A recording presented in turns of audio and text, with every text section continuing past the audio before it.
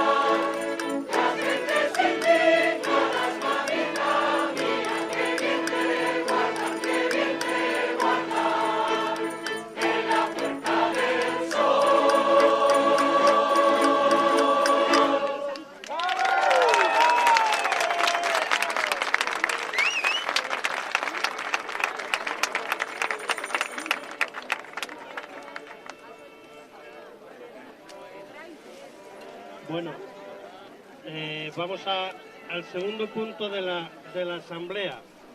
Se va a hablar sobre la estafa financiera. Habla primero el Grupo de Economía Sol. Bueno, tenemos muchas cosas que hablar y la verdad es que hablar de estafa financiera en pocos minutos es difícil. Primero conviene caracterizar la crisis en la que estamos. Muy poca gente habla de que esta es una crisis del sistema, una crisis del capitalismo, que es como otras, es una crisis de sobreproducción. Lo estamos viendo precisamente por cómo se destruye las fábricas, cómo se destruye la producción, cómo sobran trabajadores para ellos. Pero es una crisis especial porque la sobreproducción específicamente se plantea no tanto sobre mercancías y bienes, sino sobre todo sobre el propio dinero. Es decir, en estos momentos para el capitalismo le es mucho más cómodo, mucho más rápido de ganancia el comprar y vender dinero, comprar y vender acciones, comprar y vender humo en definitiva, porque es una convención el propio dinero, más que hacerlo con las materias. Y eso naturalmente tiene unas consecuencias gravísimas. Primero abandona lo que normalmente hemos hablado de economía real, y aborda, por tanto, mucho más claramente lo que es una burbuja, es decir, una economía basada sencillamente en la propia especulación. Y con la ventaja de que no tienen límites ni de tiempo ni de espacio. Ni de tiempo porque pueden hacer transacciones que ya no tienen que viajar de un lado a otro las mercancías, sino transacciones instantáneas a través de ordenador, y de espacio porque estas se realizan... Que es que a la parte de atrás no se oye prácticamente. Colocarlo de forma que no solo los que están aquí delante lo oigan, sino las personas que están aquí detrás. Es que hay que sentarse. Sí, se oye mejor. Yo hablo fuerte de todas maneras, ¿eh? Mira, se está sentando la...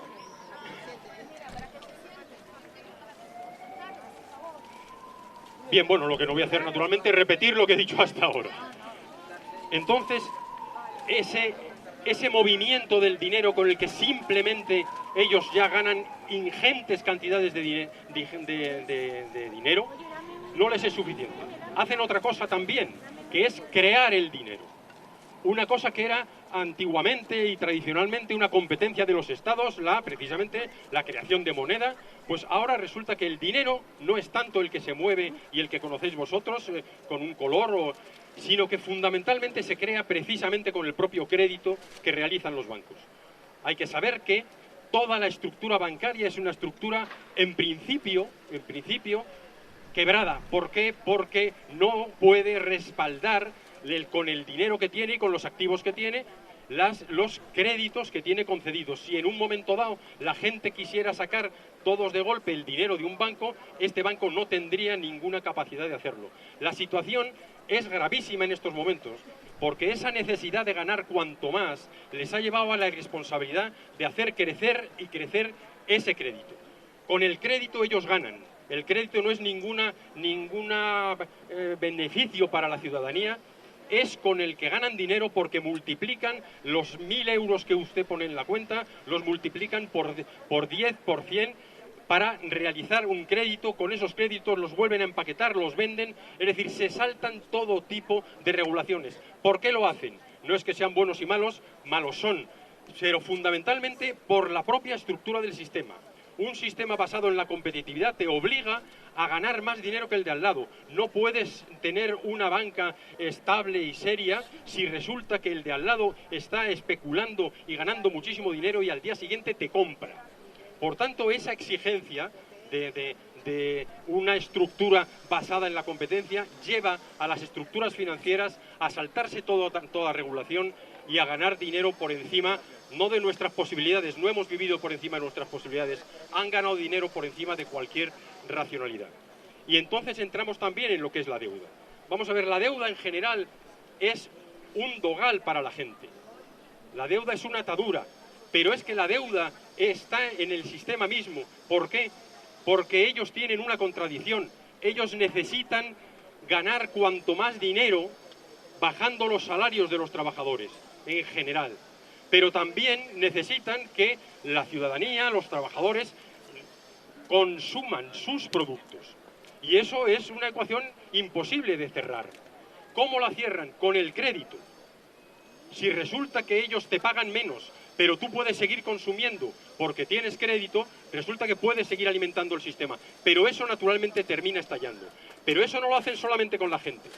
Eso lo hacen también con las empresas, que funcionan a crédito, y lo hacen también con los partidos políticos. Es decir, esa atadura de tener que por vida devolver un dinero que debes da a los bancos el poder que ya tenían entonces y que después de esta crisis tienen mucho más. Porque cada crisis se ha resuelto en el capitalismo con una concentración. Aquí había una estructura grande de empresas, siempre se favorece a las grandes, y en el caso de los bancos exactamente igual. En las crisis quiebran las pequeñas empresas y eso es un interés en beneficio de las empresas grandes. Vamos a poner algunos ejemplos rápidamente de por qué ha aumentado en ese sentido el poder de la banca. Podemos ver, por ejemplo, la retribución de los depósitos de aquellos que tengan algo de dinero en un banco. En una situación en la que necesitan imperiosamente capital, ¿cómo es posible que nosotros podíamos decir, oye, mis euros se los pongo en este banco que me da más interés? No, no ha actuado el Tribunal de Defensa de la Competencia, que teóricamente ellos dicen que esto es una sociedad de libre competencia, sino por el contrario, el propio Banco de España ha impuesto a los bancos una limitación para el dinero de los pocos ahorros que algunos tengamos. Es decir, esto es realmente alucinante, es directamente un robo. Como un robo es precisamente forzar la capitalización de los bancos mediante la estafa de las preferentes. O como un robo es el dinero que el Banco Central Europeo, que debería, como tal Banco Central, de dar a los estados que necesitan o que tienen deudas, sin embargo sí se lo da, pero necesariamente a través de los propios bancos. De modo que a los bancos se los da al 0,25 y obliga a los estados a vender su deuda a los propios bancos y se la vende a un 4, 5, 6 o 7. Ese diferencial es un robo. Es un robo directamente al servicio de los bancos. Y bueno, de esto se habla poquísimo en los medios de comunicación. Pero no es solamente eso.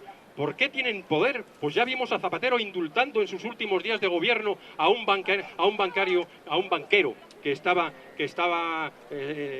detrás de los tribunales detrás de suyo. Y el último ejemplo es la propia firma del artículo 135. Es increíble que cualquier crisis de una empresa en un momento dado pueda llevar a no pagar.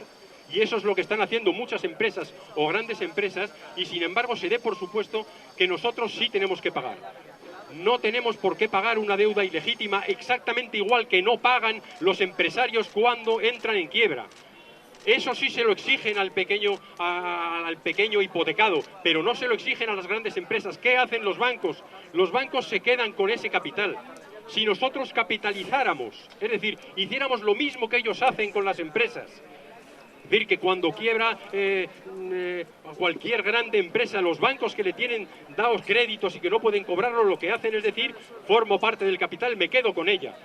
Bueno, pues si nosotros hiciéramos lo mismo, toda la banca sería nuestra, porque la cantidad de dinero puesta y las ayudas puestas por el Estado para la banca determinarían que los ciudadanos, el poder, el Estado, los ayuntamientos, quien sea, en definitiva, deberían de ser propietarios. Pero en lugar de eso es al revés. Ellos crean la deuda y al final, cuando consiguen pasar la deuda privada a pública, consiguen además ganar dinero con esa deuda pública que está en unos intereses que no tienen sentido. ¿Y por qué no tienen sentido? Porque si es verdad que con el artículo 135 ellos dicen que vamos a pagar todas nuestras deudas por encima del hambre de la gente, ¿por qué sube la prima de riesgo, como subió después de aprobarlo? No tendría por qué haber ninguna prima de riesgo, está perfectamente garantizado. A ver si es que ellos piensan, como sí va a suceder, que tarde o temprano el pueblo se empoderará y efectivamente no pagará la deuda. Y no seremos los primeros que lo hacen.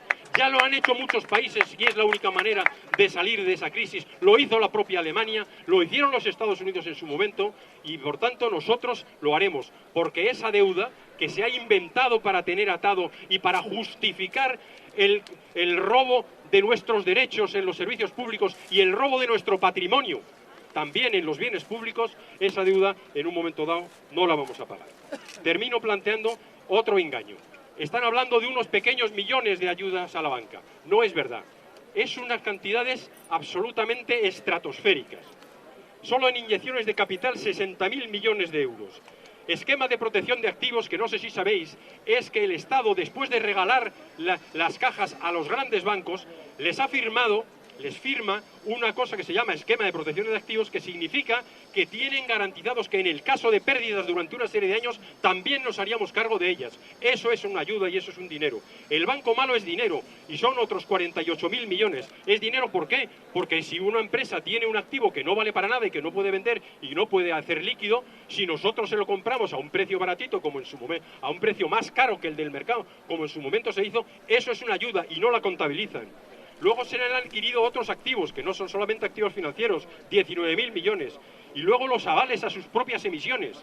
Ellos emiten deuda, pero avalada por el Estado. Y eso además es un chantaje, porque si nosotros hemos comprado deuda, o sea, deuda emitida por los bancos, seremos, el Estado, será el primer interesado en que el banco no quiebre. Y por tanto en seguir regalándoles unas y otras cosas, porque si el banco quiebra, nosotros como avalistas perderíamos el dinero. ¿Os dais cuenta que es todo un mecanismo por el cual nos vamos atando a un determinado poder, que es el poder financiero?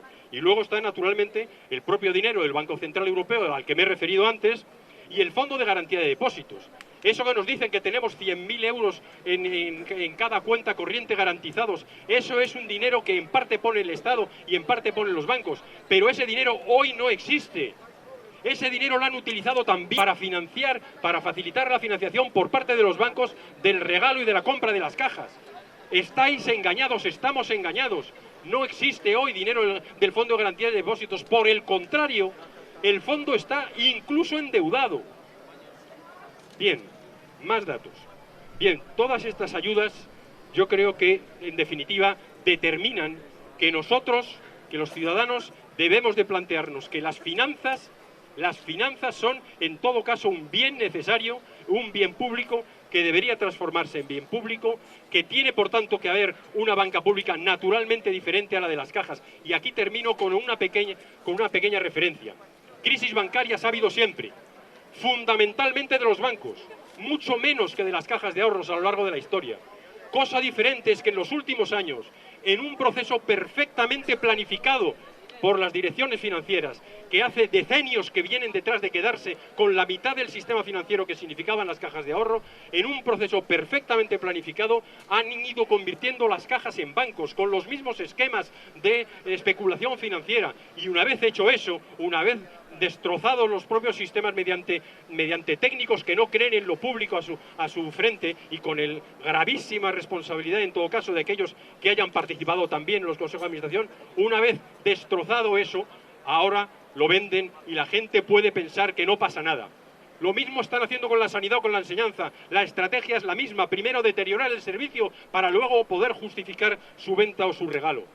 Bien, las cajas de ahorros han tenido un papel en esta sociedad, han hecho más o menos una obra social. Es decir, eso podía haber sido con otro Estado, con otro gobierno, con otra participación popular, otro control desde los ciudadanos, podía haber sido el germen de una banca pública. Hoy lo están destrozando. Nosotros, por último, os planteamos que hay que intentar salvar lo poco que queda de eso. No permitamos que vendan, una vez que hemos rescatado con nuestro dinero y que eso puede empezar a ser rentable, ahora lo plantean vender precisamente para que los beneficios sean públicos y los costos sean privados. A por ellos, compañeros.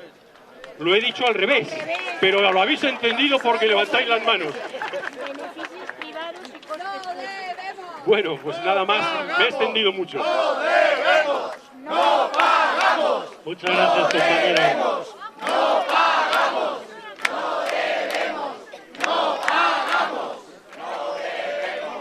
¡No pagamos! Bueno, ahora va a intervenir un compañero del Tribunal Ciudadano de Justicia. Hola, buenos días. Voy a hacer unas breves matizaciones a lo que ha comentado el compañero. Voy a hacer unas breves matizaciones a lo que ha comentado el compañero anteriormente, ¿no? Que es totalmente cierto, pero tenemos que también fijarnos en una cosa esencial. Aunque parezca mentira, hasta los años 90, digamos, lo que es la generación del dinero y quién elegía el destino de ese dinero, lo llevaba a cabo el Estado y el Gobierno. Eran los estados y los gobiernos los que producían el dinero y decidían dónde se podía invertir. Como sabéis, el elemento material, es decir, los bienes materiales para llevar a cabo los objetivos sociales son fundamentales. Todo lo demás es entelequia. Si tenemos dinero para que haya casas para todos, las habrá. Si solo hay una norma que lo dice y no hay dinero para hacerlo, no las habrá. Y así con todos y cada uno de los objetivos que nos vayamos marcando de carácter político. ¿Qué ocurría con eso? Como la democracia significa el control del poder por parte del pueblo, y el poder radica precisamente en la capacidad de generar riqueza a través del dinero y dónde se invierte ese dinero, se generó una estrategia más o menos de democracia que pretendía controlar a ese gobierno y a ese Estado que era el que hacía el dinero y decidía dónde se aplicaba cada una de las partidas. ¿Qué ha pasado? Ha habido una traición, ha habido un cambio de poder, y ese poder que antes aparentemente detentaban las instituciones políticas y el Estado y el gobierno, ha pasado a los bancos. Ahora ya no es, desde que se firmó el Tratado de Maastricht, ya no es el Estado, ya no es el gobierno el que hace el dinero y el que decide dónde se invierte ese dinero. Ahora son los bancos. Sin embargo, nosotros seguimos teniendo más o menos control, dentro de lo que cabe, que ya sabemos que es muy poquito, y una democracia muy, muy deficiente, sobre el gobierno que no manda nada sobre cómo se hace el dinero y dónde se invierte. Y no hay absolutamente ningún control de ningún tipo sobre los que realmente ahora controlan cómo se hace, cuándo el dinero se hace y dónde se invierte. Eso es lo que ha provocado que desaparezca la poca democracia que había.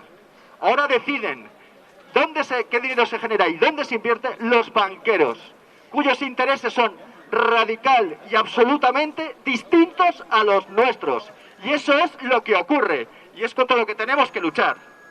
Ese es el motivo por el cual ningún partido, ni nadie que ha llegado al gobierno en los últimos años, ha sido capaz de cumplir una sola promesa de carácter económico sobre sus políticas. Porque no podían, porque desde el momento en que son los bancos los que crean el dinero, deja de tener poder precisamente esa estructura estatal y de gobierno. Ahora lo que se está produciendo, esta estafa que lo están llevando a cabo tan gigantesca, es que todo el poder que tenía el Estado se está privatizando. Volvemos a antes. No solo hacíamos el dinero, sino que controlábamos todos los medios de transporte. La Renfe, Iberia. Teníamos control sobre todas las energías. Repsol, Camsol, petróleo. Teníamos control sobre el mercado de capitales, sobre las importaciones y las exportaciones. Todo eso se podía hipotéticamente controlar a través de unas elecciones. El control evidentemente era muy deficiente, pero al menos era correcto el análisis del control del poder que había que controlar. Bien, ahora todo eso se ha ido privatizando. Telefónica, todo antes era público, ahora ha pasado a ser privado. Y eso está dominado por las grandes oligarquías que son los gestores, digamos que encabezados por los bancos, pero también están las grandes multinacionales y empresas que en realidad también son propiedad de los mismos bancos. Esa diferencia tan brutal que hay entre los intereses de los que mandan y sobre los que no hay ningún control es lo que le ha permitido llevar a cabo esta estafa financiera de la que estamos hablando. A través de este control, una vez que ya tienen dominado todo el asunto, es que han ido generando de forma absolutamente ficticia la deuda con la que ahora pretenden imponer todas sus condiciones. Esa deuda no se ha generado ni más ni menos que aumentando ficticiamente lo que es el precio de las casas, que lo podían haber hecho con cualquier otra cosa. Con cualquier cosa que fuese un bien esencial y que necesitásemos para poder seguir viviendo. Aumentan el precio, como lo necesitamos, los compramos, vuelven a bajar, que es lo que ha pasado, que es con la burbuja, y sin embargo tenemos lo mismo que teníamos antes, pero una gigantesca deuda, ¿vale? Eso es lo que han llevado a cabo ahora.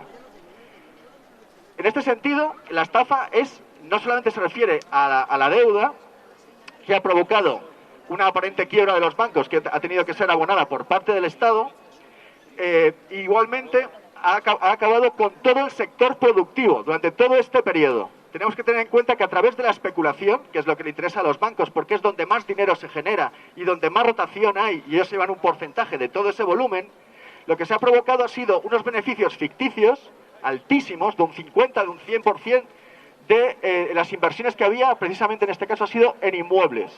Sin embargo, toda la actividad productiva, lo que es la agricultura, lo que es la industria y todo aquello que sí generaba riqueza, el beneficio era mucho más bajo. Entonces, el dinero de forma natural se ha destinado a todos los beneficios que anteriormente se reinvertían en esas industrias, porque los empresarios, como seres egoístas que son, querían ganar más dinero, ahora siguen siéndolo, pero donde ganan más dinero es especulando. Pues al no reinvertirse, eso es lo que ha ido provocando el paro estructural y la situación que tenemos actual. Y lo que han estado haciendo ha sido invertir precisamente en esa especulación, que es lo que ha generado la burbuja y ha generado igualmente la actual deuda que tenemos. Por eso, en ese sentido hay que tener en cuenta que ahora actualmente sigue detentando el poder la banca. Este esquema distinto de poder es el que se ha importado directamente de lo que llaman la Unión Europea, donde tampoco tiene ningún poder el Parlamento, ni siquiera tampoco la Comisión ni los gobiernos que la componen, sino única y exclusivamente el Banco Central, que no tiene ningún control democrático. Y frente a ello, hasta que no se cambie esa situación, seguirá ocurriendo lo que está ocurriendo, porque no hay absolutamente ningún control sobre el poder efectivo. Y eso es la democracia. Y eso es la esencia de la estafa que se ha estado llevando a cabo. Os voy a poner algunos ejemplos de ese tipo de concretos de la estafa. Por ejemplo, en el Banco Malo La Sareb, las empresas han invertido 2.500 millones de euros. Al día siguiente, les dieron 35.000 millones de euros. Nos robaron 35.000 millones de euros de un día para otro. Y nadie dijo nada. Así es constante. Están desmantelando todo el país. Han vendido, en el sector del turismo, por ejemplo, todos los turoperadores que había españoles los han vendido. Han vendido todo. Para que precisamente esas, digamos, cúpulas que tenían todo el capital se queden con toda la riqueza. Por eso es esencial que luchemos por generar cauces de control sobre esas nuevas instituciones que detentan el poder de forma totalmente autónoma de la voluntad popular. Y por eso estamos aquí, para ir generando esos cauces y para luchar porque eso cambie. Y por supuesto que se puede. Muchas gracias. Gracias a ti, compañero.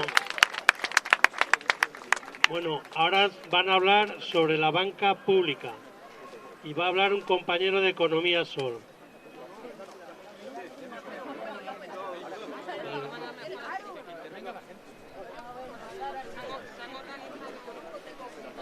Hola, buenas tardes o buenos días. Efectivamente, aparte de estar en Economía Sol, también pertenezco a la plataforma por una banca pública. Y efectivamente, yo creo que lo llevo dentro de mí, eso de ser público. He sido funcionaria pública, he hecho 2 oposiciones públicas y siempre he tenido muy claro que lo público es fundamental. Lo público es fundamental. Yo creo que la grandeza del 15M fue porque tuvo tres ideas clarividentes. No sé en qué consiste para que vaya más fuerte. Cocina. Bueno, tuvo 3 ideas clarividentes. Apostó por lo público, apostó por la participación ciudadana de todos y apostó, aunque no está implícito, por la planificación estratégica. Es decir, lo público es básico, porque lo público es de todo, pero no es suficiente. No es suficiente que sea público. Necesitamos la participación, pero de todos. No andemos con tonterías de que si este sí, el otro no, que si... No. Todos somos necesarios, porque ellos son muy fuertes. Todas las multinacionales, los bancos son fortísimos. Y entonces tenemos que tener las ideas muy claras de qué es lo principal y las ideas muy claras de cómo llegar a lo que queremos. Porque lo que queremos es un mundo más justo y un mundo más igualitario y que fuera el neoliberalismo, que es el apoyo de lo individual. Queremos lo de todos, lo público, pero con condiciones. Entonces, por eso yo estoy en la banca pública. Pero lo que es muy importante es que veamos qué es eso de planificación estratégica que indirectamente se hizo en el 15M. En el 15M se señalaron unos puntos que eran básicos. Eso es planificar estratégicamente. Distinguir lo que es fundamental de lo que es accesorio. Eso era la grandeza del 15M, que supo decir que había que apoyar la banca pública, que había que apoyar los servicios públicos, que había que participar. Eso lo dijo el 15M.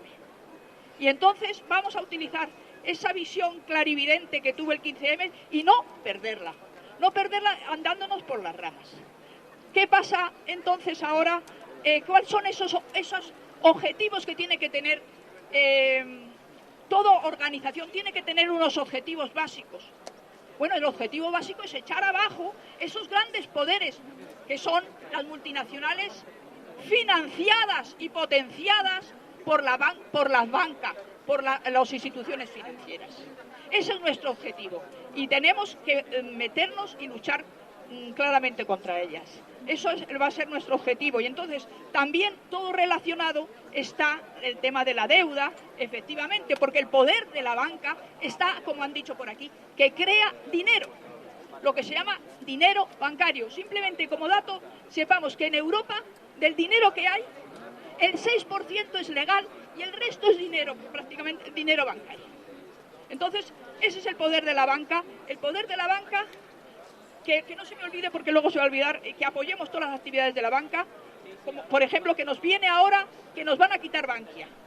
Que no se nos olvide, lo digo ahora porque luego lo que quiero decir se me olvida. Tenemos que apoyar que Bankia no nos la privatice. Entonces, como digo, ese poder que tiene la banca, que es crear dinero, pues es la fuerza que tiene para callar a los políticos, para que los periódicos hagan lo que quieren, porque el que debe está cogido, no puede actuar libremente. Los que son deudores tienen que estar a merced de lo que digan los bancos. Bueno, pues entonces, simplemente decir que el banco que queremos, el banco público que queremos no es cualquier banco, es, como he dicho, un banco con participación ciudadana, es un banco con valores éticos, es un banco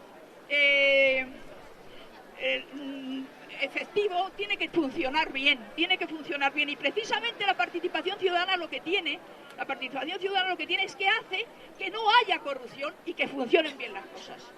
Bueno, nada más, simplemente deciros que nos apoyéis en la campaña que vamos a hacer en defensa de que no nos privaticen banca, pero no nos olvidemos de una cosa. No echemos pelotas fuera. Vayamos a lo fundamental y apoyemos lo fundamental. Nada más. Muchas gracias. Bueno, ahora va a hablar una compañera sobre el bien público.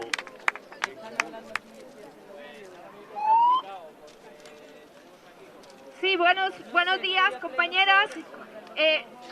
Este debate sobre los bienes comunes, que es el que hemos traído para hoy, realmente es un debate que se está produciendo ahora mismo en el seno de muchas asambleas del 15M y que desde luego no hay consensos como para plantearlo como una postura común del movimiento y desde luego tampoco de la Asamblea de Economía, puesto que ahora mismo es un debate que se está produciendo en interbarrios de economía. Así que lo que voy a adelantar en este momento son meras diferenciaciones conceptuales y quizá también mi postura personal, pero no es a nivel de consensus. Decir que cuando hablamos de bienes comunes, estamos hablando de bienes esenciales para la vida, que estamos hablando de bienes esenciales para la vida de todo lo existente, no exclusivamente del ser humano. Y cuando hablamos de bienes comunes, nos referimos a bienes tales como el suelo en toda su dimensión, en su superficie y en su profundidad. Y también estamos hablando del agua necesaria para la vida.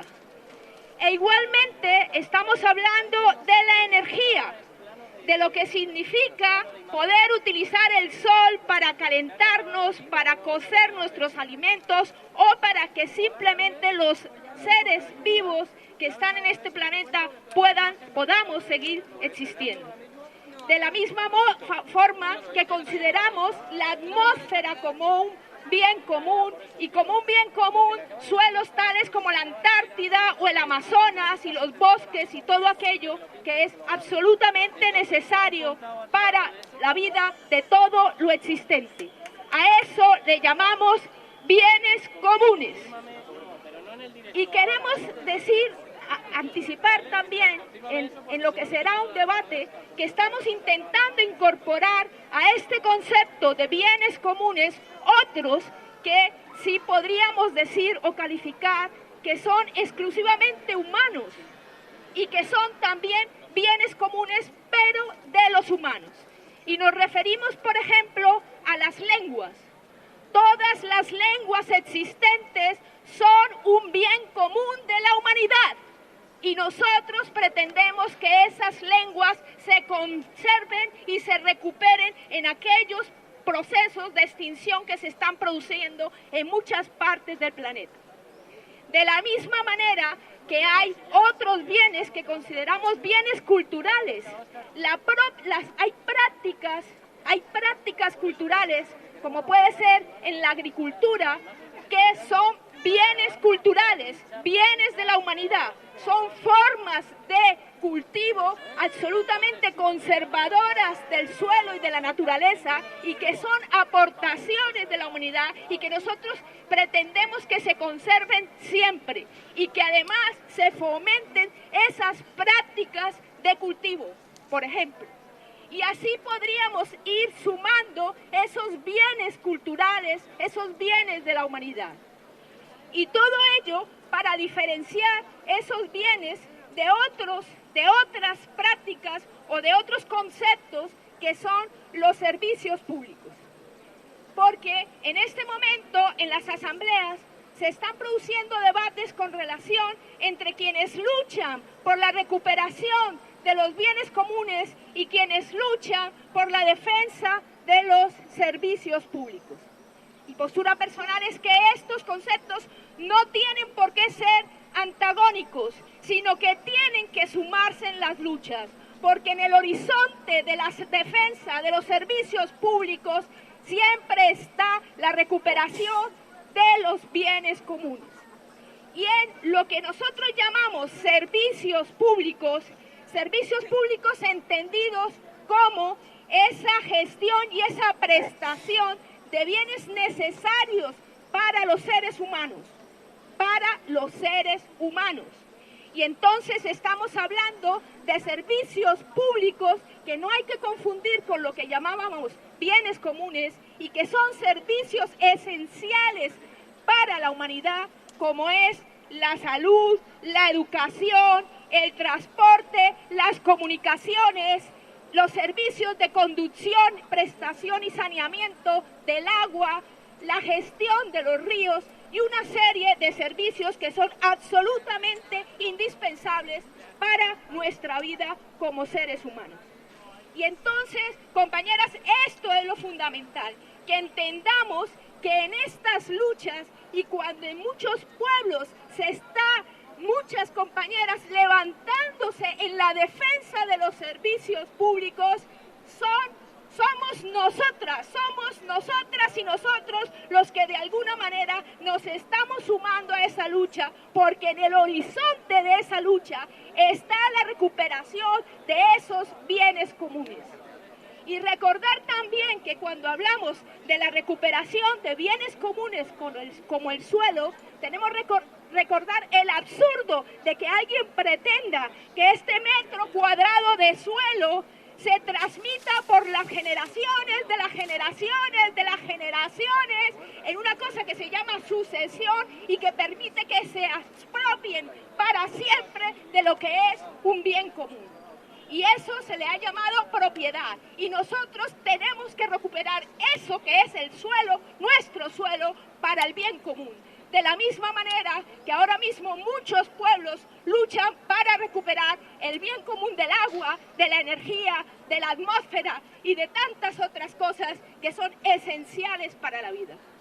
Pues eso, compañeras, espero que surjan muchas preguntas, muchos debates. Aquí hay compañeros que debaten con nosotros esos conceptos y que, vamos, yo creo que todas estaríamos encantadas en que este debate se hable en todas las asambleas y se clarifique para que nuestra lucha sea común también, porque la lucha deberíamos convertirla, la protesta, en un bien común de la humanidad. Gracias, compañera.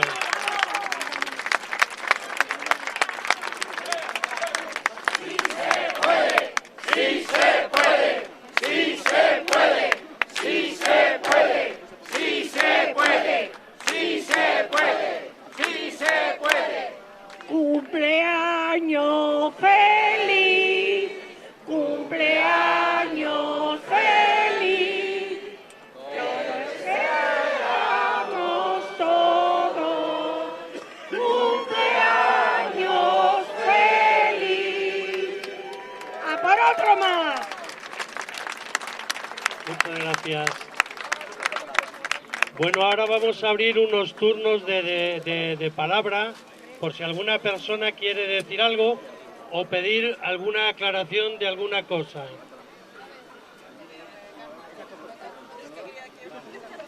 Bueno, esta compañera va a coger los turnos, entonces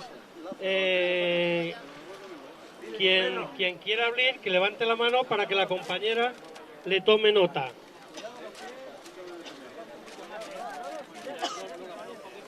El primer compañero que va a hablar es Lázaro.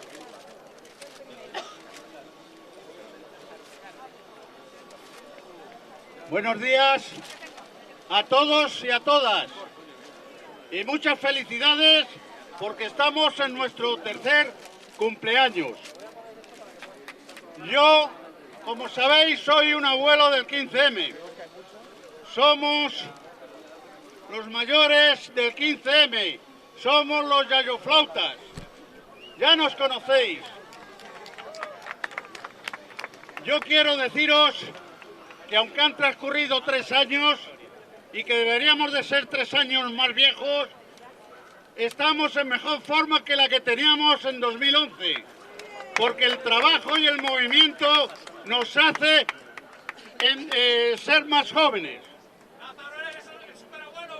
Soy un superabuelo, sí, tengo 5 nietos. Bueno, yo os quiero decir una cosa. Vosotros sabéis que nosotros los mayores somos el segmento de la población posiblemente más castigado junto con los jóvenes. No hay derecho a que en este país haya un 60% de paro juvenil. Yo pienso en mis nietos y digo, ¿dónde coño van a trabajar? ¿Qué coño va a ser de ellos?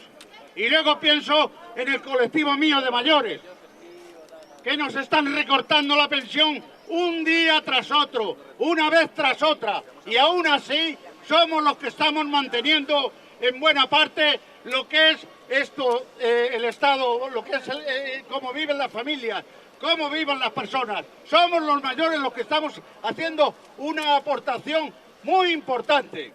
¿Qué ocurre con esto?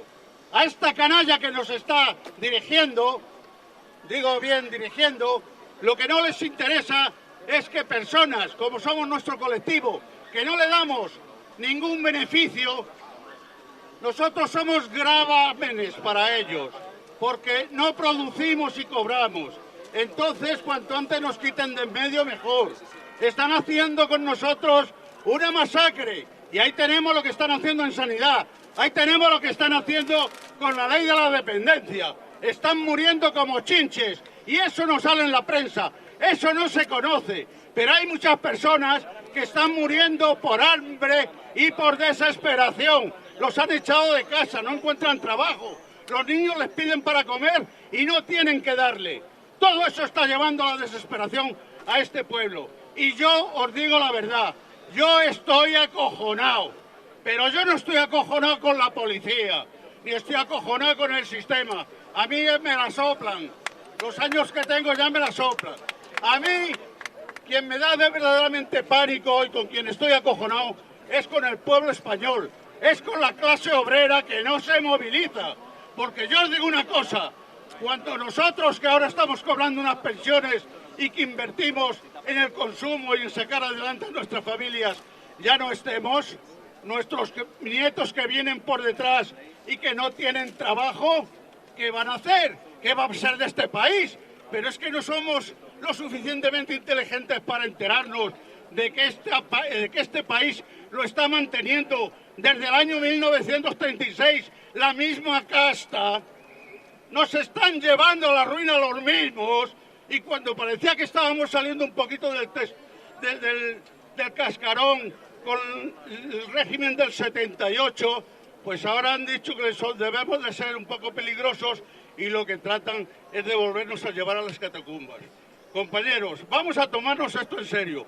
Es el tercer aniversario, es un día de alegría, pero es un día de debate y es un día en que todos tenemos que pensar que tenemos que unirnos, que tenemos que salir a la calle, porque el 15M, meterlo en la cabeza, 15M somos todos, y el 15, y todas, perdona, todos y todas, por supuesto, todas, sí, pues todas son personas. ¿Ya me ha cortado? Ya me ha cortado. Bueno, en pocas palabras ya sabían lo que quería decir. Salud a todos y felicidades. Muchas gracias. Ahora va a hablar Jorge. Por favor, los turnos de palabra son para hablar de este tema que los compañeros nos han estado comentando. Entonces, por favor, vamos a intentar centrarnos en ellos. Hola. Bueno, ¿sí? Bien. Sí, en primer lugar, quería retomar las cuestiones que han estado comentando las compañeras y compañeros, en particular la referencia a dos cuestiones. La primera, la que acaba de hacer referencia a Lázaro, y la otra que también hizo antes referencia a la compañera Liliana. La de Lázaro referida a que hay que festejar. Y yo creo que sí, porque cuando hacemos el balance de lo que ha ocurrido en estos 3 meses, aparentemente podemos tener la sensación... 3 años, perdón. 3 años, un lapsus. Es que ha pasado muy rápido. Y en ese sentido decía, podemos tener la percepción de que hemos perdido fuerza, porque quizás comparamos la cantidad de gente que había el 15 de mayo de 2011 y la que hay ahora aquí, eso puede hacernos pensar de que realmente se ha diluido el 15M. Pero si pensamos en cambio la influencia que ha conseguido el movimiento, las ideas del movimiento en todo este tiempo, creo que el balance es absolutamente abrumador de haber avanzado muchísimo. No olvidemos que hoy, incluso para unas elecciones que se aproximan, los partidos se disputan el decir que representan el discurso del 15M. Eso no es ninguna casualidad. Hemos conseguido que efectivamente muchas de las ideas que eran dominantes antes, ahora estén en el total descrédito. Antes nos decían, y hasta terminábamos creyéndolo muchos, de que aquí los empresarios creaban riqueza, que los bancos le ayudaban a ello. Ahora sabemos que lo que hacen es apropiarse de la riqueza que creamos los trabajadores. Y en ese sentido, yo creo que eso ya está internalizado. Está internalizada la idea de que efectivamente la banca no solo es corrupta, no solo está en relación con el poder, sino que además es el verdadero cáncer de la economía. Es la que realmente hace que exista gente en la calle, que existan millones de personas sin empleo, que existan miles y miles de personas que están desahuciadas, que exista mucha gente que está al borde del suicidio y algunas que se suicidan. Y son ellos responsables. Y tenemos que pensar que algún día les tendremos que pedir responsabilidades también penales. Porque esto no es una cuestión solamente de que nos quejemos. Por otra parte, también creo que esta conciencia de lo que es justo y de lo que es ilegítimo, realmente creo que ha ido avanzando. Pero creo que tenemos que avanzar más, porque muchas de las cosas que se han dicho aquí son imprescindibles que las consigamos. Y hay otras que las vamos a conseguir quizás dentro de mucho más tiempo. Porque lo que está claro que podemos saber, y la humanidad ya lo analizó en estos últimos siglos, ¿qué es lo legítimo? ¿Es legítimo que alguien sea propietario del agua? ¿Es legítimo que se hagan propietarios de la naturaleza? No. Es que cuando llegó aquí la humanidad hace millones de años, tenían propiedad. No, era de todos absolutamente, porque la naturaleza de la que formamos parte es absolutamente de todos, ni siquiera es nuestra, es también de los demás seres vivos, que tenemos que respetar. Y en ese sentido es imprescindible que pongamos en cuestión lo central de esta sociedad, que es la propiedad, que empieza no la propiedad de la vivienda, que evidentemente ya le gustaría a muchos disponer y que es legítimo que dispongan. La cuestión es la propiedad, primero de los recursos naturales, que son de todos. Se han apropiado del agua, se apropian del petróleo que está bajo la tierra y que es de todos, que además de contaminar, luego solamente es beneficio de ellos. Se apropian de todos los minerales. Gradualmente se fueron apropiando. La historia del capitalismo es la historia del genocidio. Pero eso no lo digo yo. Cualquiera puede consultar en las bibliotecas que, bueno, la puede consultar siempre que consigamos que no la cierren, porque las están cerrando estos señores. Y evidentemente la cierran, entre otras cosas, porque quieren hurtarnos lo que nos hace libre, que es la educación que nos permite tener conciencia realmente de quiénes son los dueños de la naturaleza, de quiénes son los dueños de los bienes que existen y quiénes crean la riqueza. Porque otra cosa que nos quieren convencer es que realmente los empleadores son los que crean la riqueza porque nos dan trabajo. No, la cuestión es que nosotros le damos riqueza a ellos con nuestro trabajo y que ellos viven parasitariamente. Porque pregunto yo, si un artesano puede fabricar un producto, sea una silla, una mesa, con sus propias manos, y consigue con ello, vamos a decir, 50 unidades monetarias, porque venga otro señor y le ofrezca una herramienta para poder producir 2 en el día, la pregunta es, si va a producir 2 en el día y por lo tanto el ingreso sería de 100, vamos a ver, ¿a quién hay que ponerle tope? ¿Al artesano que sabe hacer la silla o la mesa o al que aporta la herramienta para aumentar la producción? Está claro que de ahí, de entrada, podemos deducir que el trabajador artesano nunca va a aceptar menos de 50 que lo puede hacer con sus propias manos. Sin embargo, en el capitalismo, ¿qué nos ofrecen? No, yo te ofrezco que trabajes para mí. ¿Por qué salario? ¿Lo fijamos en función del valor de la riqueza que creamos? No. Lo fijamos en función del número de desocupados que hay, porque mientras más desocupados haya, más barato es lo que podrá pagar el empresario al trabajador. Y si los trabajadores no están dispuestos a esclavizarse, pues bien, te chantajeo y me llevo las empresas a Bangladesh, en donde sí puedo esclavizar por 50 euros mensuales, trabajando 15 horas diarias, como hacen las empresas españolas que aquí el gobierno presenta como modélicas. Inditex ha sido condenada, denunciada en un montón de países por trabajo esclavo, en la India, en Brasil, en un montón de sitios. Por lo tanto, creo que tenemos que ir creando la conciencia de que son genocidas. No es que sean injustos, no es que sean corruptos, son genocidas. Violan sistemáticamente los derechos humanos, los violan las empresas. Nos obligan a violarnos a nosotros siendo cómplices porque compramos los productos que ellos traen desde fuera, hechos con mano de obra esclava, y nosotros los compramos. La Unión Europea es cómplice del genocidio, porque si la Unión Europea y los gobiernos de Europa pusieran condiciones, igual que aquí no se puede traer un producto alimentario contaminado, no se debería poder traer un producto elaborado con mano de obra esclava donde gente muere aplastada en un edificio como ocurrido en Bangladesh. Por lo tanto, insisto, no es un exabrupto, es una absoluta y rigurosa verdad. Son genocidas, son criminales, son violadores sistemáticos de los derechos humanos. Por eso tenemos que reivindicar los derechos humanos y exigirle que los cumplen. Violen la Constitución, porque la Constitución española recoge el compromiso de cumplimiento de los derechos humanos, la adhesión a la Carta de Derechos Humanos aprobada por Naciones Unidas hace muchos años. Sin embargo, se violan todos los días. Sin embargo, se pone como prioridad la cuestión de la banca, como ha dicho Pedro anteriormente, por encima de las necesidades. Ya no sé si Pedro o Manolo. Pero en cualquier caso, los violan. Y de hecho, ese artículo 135 viola la Constitución misma, porque evidentemente no se puede tener artículo 135 y a su vez también decir de que se respetan los derechos humanos. No, ese artículo 135 es violatorio de los derechos humanos. Evidentemente, esta historia ha sido larga, la de la humanidad, y hemos avanzado y retrocedido a lo largo del tiempo. Felizmente la humanidad ha ido superando la esclavitud abierta. Luego vino el feudalismo y ahora tenemos el capitalismo, que es tan esclavista como nosotros, pero más sofisticado.